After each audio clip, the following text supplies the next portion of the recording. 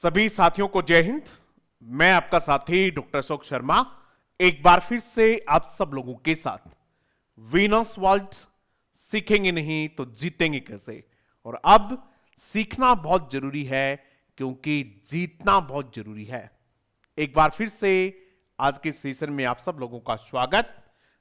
Venus world means exam oriented content और ये आज का हमारा सेशन डेली क्विज और डेली क्विज की ये दूसरी क्लास। इससे पहले एक क्लास हो चुकी है, यदि आपने नहीं देखी है तो जरूर देख लें उसको। और ये जो क्वेश्चन है ये हम रोजाना टेलीग्राम चैनल पे, यूट्यूब के कम्युनिटी टैब पे डालते हैं आप लोगों को आंसर करने के लिए, आप अपने आप को चेक कर सकें कि आप कितना जानते हैं। और फिर दूसरे दिन मैं इसका वीडियो सॉल्यूशन आप लोगों के लिए लेके आता हूं। तो आज ये हमारी दूसरी क्लास है और आज का क्वेश्चन है, ये देखिएगा आप, आज का क्वेश्चन है he was made to surrender his passport. ये क्वेश्चन है। Change the voice of the above sentence. इस सेंटेंस के वॉइस आपको चेंज करनी है। एक्टिव वॉइस पैसिव वॉइस का जो क्वेश्चन है बहुत कॉमन क्वेश्चन है। आप किसी भी एग्जाम की तैयारी कर रहे हैं, आपसे एक्टिव वॉइस पैसिव वॉइस का क्वेश्चन पूछा ही जाता है। और एक्टिव वॉइस पैसिव वॉइस पे कितने प्रकार के क्वेश्चंस पूछे जा सकते हैं। सबसे पहला तो ये पूछा जाता है कि ये सेंटेंस एक्टिव में है या पैसिव में है। सीधी बात ये है कि आपसे ये पहचानने के लिए कहा जाता है कि सेंटेंस एक्टिव में है या पैसिव में। क्वेश्चन कैसे? Which of the following is not in active voice? इनमें से कौन सा सेंटेंस एक्टिव वॉइस में नहीं है? Which of the following is in passive voice? इनमें से कौन सा सेंटेंस पैसिव वॉइस का है? तो पहली बात यह है कि आपको पहचान आना चाहिए ये जो सेंटेंस है ये कौन सी वॉइस में है। सबसे पहले ये पहचानिएगा। दूसरा ये है, यदि आपको एक्टिव दिया हुआ है तो उससे क्या बनाते हैं? पैसिव बनाते हैं। और यदि आपसे पैसिव दिया हुआ है तो उसको क्या बनाते हैं? एक्टिव बनवाते हैं, यानी ट्रांसफॉर्मेशन ऑफ वॉइस। जैसी वॉइस दी हुई, जिस वॉइस में सेंटेंस है उसको ट्रांसफॉर्म करवाते हैं। एक्टिव है तो पैसिव में और पैसिव है तो एक्टिव में। क्लियर होगी बात ये? चलो अब देखते हैं ये सेंटेंस कौन सी वॉइस में है। बताओ भी, सभी लोग जरूर बताएंगे कि ये सेंटेंस कौन सी वॉइस में है। ये सेंटेंस पैसिव वॉइस में है। पता कैसे चला आपको पैसिव वॉइस में है? पैसिव वॉइस को ढूंढने का एक सबसे सही तरीका यह है कि पैसिव वॉइस में हमेशा बी प्लस थर्ड फॉर्म होती है। यही तरीका है, बी प्लस थर्ड फॉर्म होती है पैसिव वॉइस में। थर्ड फॉर्म को पास्ट पार्टिसिपल भी कहते हैं, यानी बी प्लस पास्ट पार्टिसिपल जो होती है वो पैसिव वॉइस में होती है। क्लियर आगे बात? एक्टिव वॉइस में बी वर्ब के बाद, बी का मतलब क्या होता है? बी का मतलब ये है, बी की फर्स्ट फॉर्म जो है वो है इज, एम, आर। ये बी की फर्स्ट फॉर्म है। वॉज, वर, ये बी की सेकेंड फॉर्म है। और बीन जो है ये बी की थर्ड फॉर्म है। क्लियर होगी बात भाई? यानी इनके बाद आपको क्या मिलेगा? थर्ड फॉर्म मिलेगी। क्या मिलेगी इनके बाद में? थर्ड फॉर्म मिलेगी। तब वो सेंटेंस किसका माना जाएगा? पैसिव वॉइस का माना जाएगा। सामान्यतया बी वर्ब के बाद क्या आनी चाहिए? आईएनजी आनी चाहिए, या फिर बी वर्ब के बाद जैसे ही इज अ डॉक्टर, तो इज के बाद वहां इज जो है वो लिंकिंग रूप में काम आती है और उसके बाद नाउन या फिर एडजेक्टिव भी आ सकता है। लेकिन बी के बाद यदि थर्ड फॉर्म है, जैसे समझाते हैं कि वॉज किल्ड, अगर ऐसा लिखा हुआ है तो आप आगे पीछे कुछ भी नहीं देखें तब भी समझ जाएंगे कि ये सेंटेंस किसमें है? पैसिव वॉइस में है। Was arranged, the meeting was arranged, ARRANGED, the meeting was arranged. ये सेंटेंस लिखा हुआ आपके पास और आपसे पूछा जाए कि ये सेंटेंस कौन सी वॉइस का है, तो आप देखेंगे कि बी वर्ब यानी वॉज है और उसके बाद अरेंज्ड, थर्ड फॉर्म है तो आप कह देंगे कि सेंटेंस किसका है, पैसिव वॉइस का है। बहुत आसान चीज है, जो बच्चे जानते हैं बहुत अच्छी बात है, जिनको पहचानने में दिक्कत होती है वो इस तरीके से पहचान सकते हैं। अब इस सेंटेंस को बताओ, ये सेंटेंस एक्टिव वॉइस में है कि पैसिव वॉइस में? जो सेंटेंस आपको दिया हुआ है ये सेंटेंस किस में है? ये आपका सेंटेंस पैसिव वॉइस में है, यानी यहां देखिएगा इसमें लिखा हुआ है वॉज मेड, बी फॉर्म है वॉज, और उसके बाद में मेक की थर्ड फॉर्म क्या दी हुई है, मेड दी हुई है। He was made to surrender his passport. अब ये तो हमारे समझ में आ गई कि सेंटेंस किसमें है, पैसिव वॉइस में सेंटेंस है, और इसकी वॉइस जब आप चेंज करेंगे तो इसकी वॉइस क्या कर देंगे, एक्टिव वॉइस कर देंगे। क्या बना देंगे बेटा हम इसको, एक्टिव वॉइस में चेंज कर देंगे। और अब प्रक्रिया शुरू होती है वॉइस को चेंज करने की।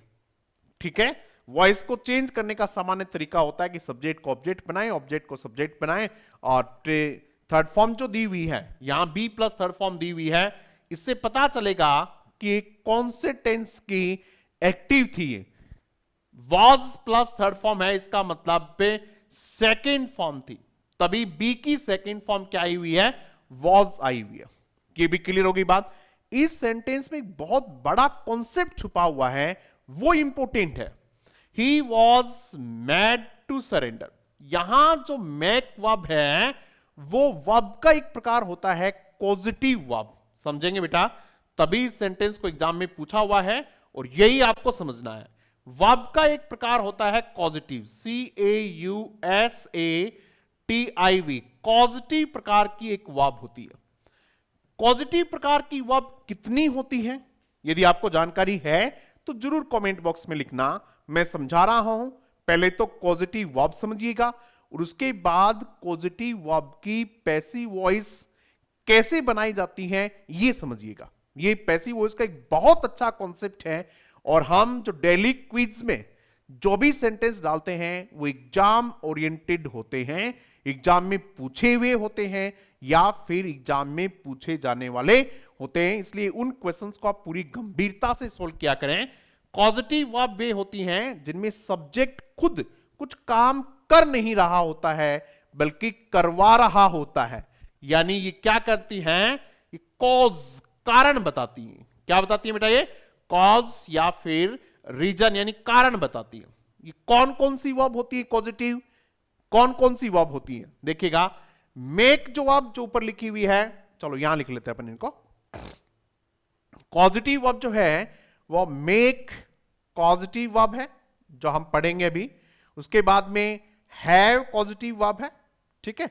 हैव का मतलब है हैव हो सकता है, हैज हो सकता है, हैड हो सकता है, ये सब क्या है, पॉजिटिव वर्ब, यानी हैव है जो बेस फॉर्म है वो क्या है, हैव है। उसके बाद में गेट जो है ये पॉजिटिव वर्ब है, ठीक है। और ये मुख्य रूप से जो काम में ली जाती हैं वो तीन पॉजिटिव वर्ब हैं, इनके अलावा दो और पॉजिटिव वर्ब हैं। वो कौन कौन सी हैं, एक का मैं बताता हूं और एक आपके लिए होमवर्क होगा। आप कमेंट बॉक्स में बताएंगे कि जो 5 पॉजिटिव वर्ब हैं उनमें से 4 मैं लिख रहा हूं, 5वीं आप बताएंगे। उसके बाद ये है लेट, चौथी मैंने बता दी लेट। ये 4 वर्ब हैं, इनके अलावा एक वर्ब और है जिसको पॉजिटिव वर्ब के रूप में काम में लिया जाता है। आप बताएंगे वो 5वीं वर्ब कौन सी है। सभी गंभीर विद्यार्थी, अगर आपको नहीं भी आता है तो कहीं से ढूंढकर, किसी से पूछकर, किसी बुक में खोजकर बताएंगे जरूर, क्योंकि ये जो आपके खोजने की प्रक्रिया है, ये जो आपके ढूंढने की प्रक्रिया है, ये जो आपके किसी दूसरे से पूछने की प्रक्रिया है, इसमें आप बहुत कुछ सीखते हैं और हमारा तो मकसद ही क्या है, सीखना है। चलो देखो पॉजिटिव वर्ब है, एक वर्ब देखिएगा, आई मेड ए पेंटिंग। ध्यान से समझेंगे बेटा, देखो इसको, आई मेड ए पेंटिंग। इस सेंटेंस में भी मेड वर्ब का प्रयोग किया हुआ है। मैंने बनाई, क्या बनाई, पेंटिंग बनाई। यहां सब्जेक्ट कुछ कर रहा है, इसलिए यहां जो मेक वर्ब है वो पॉजिटिव वर्ब नहीं है। मैंने उससे पेंटिंग बनवाई, मैंने नहीं बनवाई, मैंने उससे पेंटिंग बनवाई, तो I made her I made her paint a picture. I made her paint a picture, मैंने उससे एक पिक्चर पेंट करवाई। आई मेड हर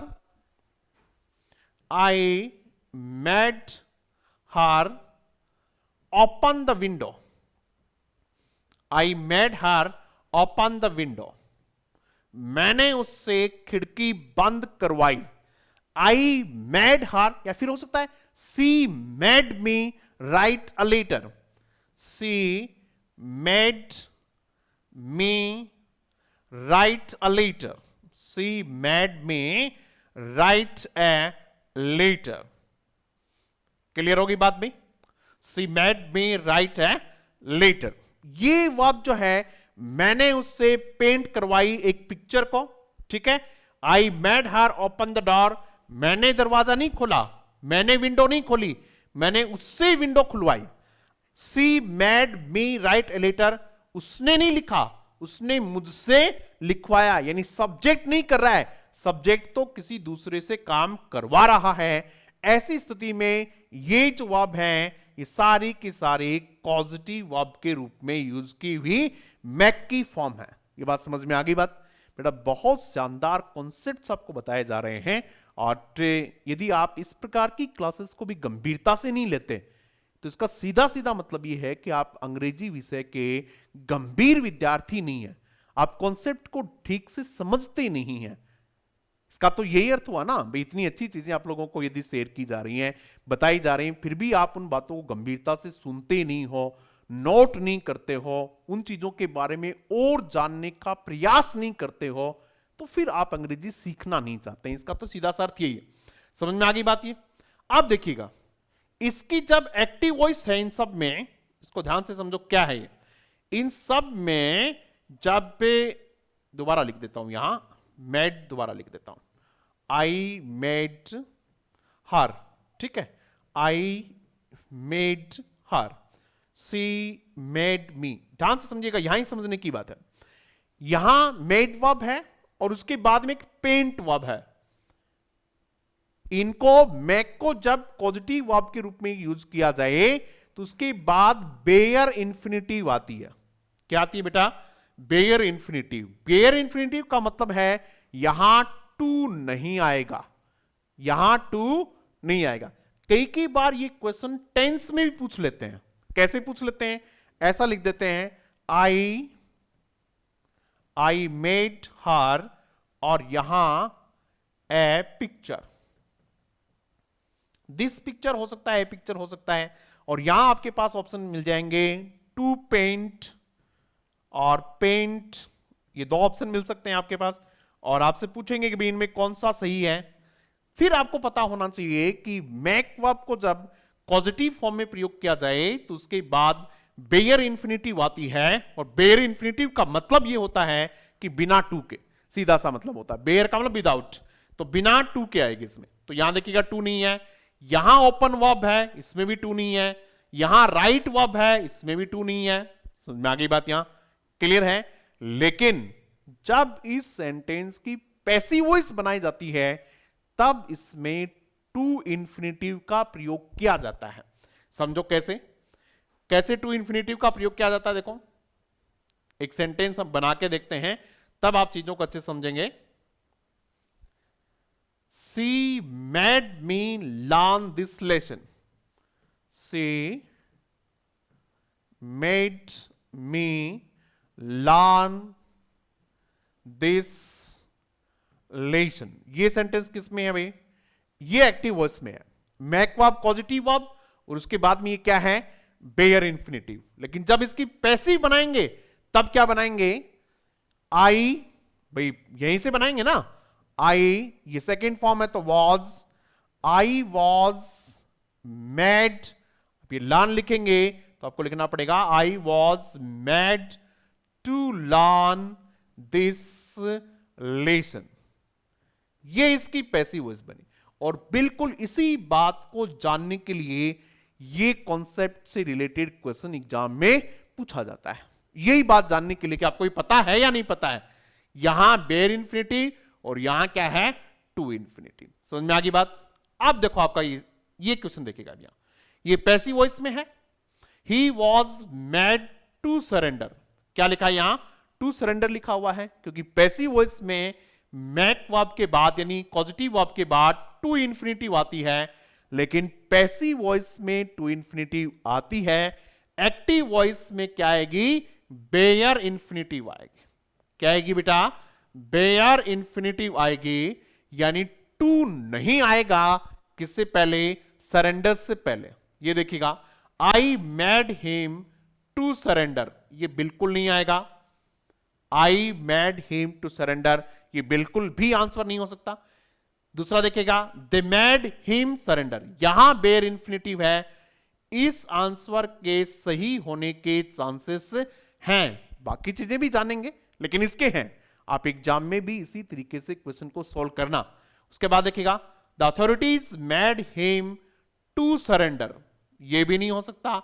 और उसके बाद में टू सरेंडर, देखो आपको समझ में आ रही है कि एग्जाम में ये क्वेश्चन पूछा क्यों गया है।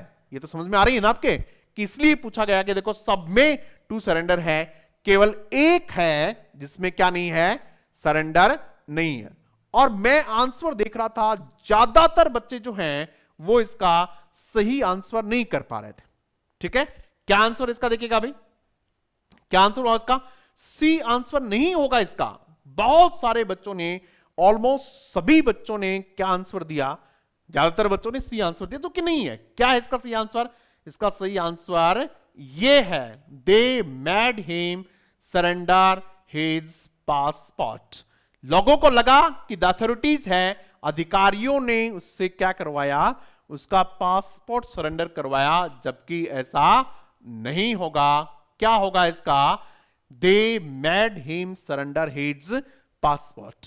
हो सकता है किसी बुक में इसका सी आंसर भी दिया हो, कहीं दिया हो, लेकिन आपको ये बहुत ध्यान से समझना है कि इसका आंसर क्या होना है बी होना है, जिसका मैंने आपको ये भी बताया। देखो अब समझ में आ गई है, ये इसका सही एक्टिव वॉइस और ये इसके पैसिव वॉइस। ठीक है, अब चलो पॉजिटिव वर्ब और भी हैं दो, उनका भी थोड़ा थोड़ा जान लेते हैं कि उनसे क्या संबंधित है हमारा, जो हमें सीखना चाहिए। पहले गेट वर्ब का देखते हैं।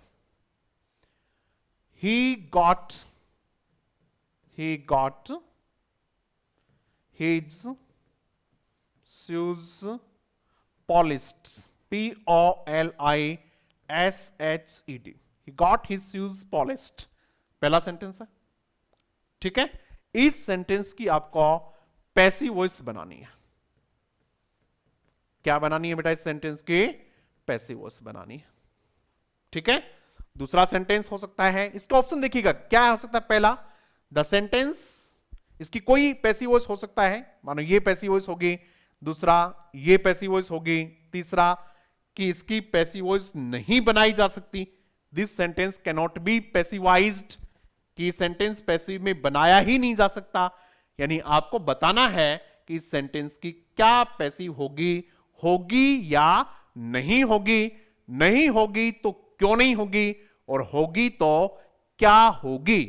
समझ में आ गई बात, ये आपका है। ठीक है, चलो एक सेंटेंस और लिखते हैं अपन, कौन सा, जो हैव पैसिव वॉइस है, हैव से बना सकते हैं। जैसे he had his work done, he has his work done। ठीक है, इसकी पैसिव वॉइस ये भी पॉजिटिव वर्ब है, हैड यहां पॉजिटिव वर्ब है, गॉट यहां पॉजिटिव वर्ब है, ये दोनों वर्ब पॉजिटिव वर्ब हैं, और आपको इन दोनों सेंटेंसेस की क्या बनानी है, पैसिव वॉइस बनानी है। ये आपका होमवर्क है। जितने भी गंभीर विद्यार्थी हैं जिनको लगता है कि अंग्रेजी में बहुत कुछ सीखना है, एग्जाम भी पास करने हैं, और एग्जाम पास करने के बाद भी जहां कहीं भी खड़े हैं, जहां कहीं भी पढ़ा रहे हैं, लगना चाहिए कि ये आदमी इंग्लिश का आदमी है, इसको इंग्लिश ग्रामर, इसको वोकैबुलरी आती है। ये केवल नाम का या फिर रट्टे मार के अंग्रेजी अध्यापक नहीं बना हुआ है, इसको अंग्रेजी की समझ है। इस प्रकार की छवि आप लोगों की होनी चाहिए, तब तो आप इनको ढूंढोगे, खोजोगे, आपको नहीं आता है, अपने किसी साथी से पूछोगे, किसी बुक में ढूंढोगे, ये आपका होमवर्क है बेटा। चलो ठीक है, अब इसमें और क्या क्या चीजें समझने की वो समझाता हूं आप लोगों को। एक वर्ड है इसमें सरेंडर। कौन सा वर्ड है भाई? सरेंडर वर्ड है इसमें, और इस सरेंडर वर्ड का आपको सिमिलियर और ऑपोजिट वर्ड यानी सिनोनिम और एंटोनिम भी बता देता हूं। सरेंडर का मतलब होता है, देखो यहां तो क्या है, he was made to surrender his passport, कि उसने कहा कि वो पासपोर्ट अपना जमा करा दे या उनको दे दे, ठीक है। वैसे सरेंडर का मतलब होता है टू गिव अप कंप्लीटली, पूरी तरीके से हार मान लेना, उसको क्या कहते हैं? सरेंडर कहते हैं। कहते हैं कि फला आदमी ने सरेंडर कर दिया, नहीं कहते कि भाई वो सरेंडर करना चाह रहा था, वो जो चोर है, वो जो डकैत है, वो माफिया है, वो है, वो क्या करना चाह रहा है? सरेंडर करना चाह रहा है, उसने सरेंडर कर दिया, इसका मतलब उसने अब पूरी तरीके से क्या कर दिया? गिव अप कर दिया। तो इसका मीनिंग होता है to give up completely, to give up completely, to give up completely होता है इसका मतलब, ठीक है। ये तो इसका मतलब हुआ। इसका जो सिमिलियर वर्ड है वो एक है येल्ट, YIELT, येल्ट। एक होता रिजाइन, RASIGN, रिजाइन। ये इसके सिमिलियर वर्ड है, ठीक है। इसके कुछ ऑपोजिट वर्ड भी होते होंगे, सिमिलियर है तो। ऑपोजिट वर्ड क्या होते हैं इसका? जो आदमी सरेंडर जिसने नहीं किया हो, वो क्या करना चाह रहा है? फाइट करना चाह रहा है, तो उसका हो जाएगा फाइट। इसका जो ऑपोजिट वर्ड है हो जाएगा फाइट। या फिर सरेंडर का मतलब होता है समर्पण कर देना और एक जीत जाना, कॉन्कर, CONQUER, CONQUER, कॉन्कर। ये इसके ऑपोजिट वर्ड है। तो इस प्रकार से हमारी एक शानदार क्लास कंप्लीट होती है। आपको जो बताए हैं वो सारे के सारे होमवर्क आप करेंगे, और ये हमारे कोर्सेस हैं। जो भी बच्चा किसी भी कोर्स को ज्वाइन करना चाह रहा है वो प्ले स्टोर से वीनस वर्ल्ड एप्लीकेशन डाउनलोड कर ले। RPSC school lecture, RPSC second grade, REET mains, इनके कोर्सेज, इनकी टेस्ट सीरीज जो भी बच्चा ज्वाइन करना चाह रहा है वो प्ले स्टोर से वीनस वर्ल्ड एप्लीकेशन डाउनलोड करे और वहां से वो कोर्स को ज्वाइन कर सकता है। किसी भी प्रकार की जानकारी चाहे तो वो इस नंबर पे या फिर स्क्रीन पे जो नंबर चल रहे हैं उन पे संपर्क कर सकता है। Thank you very much.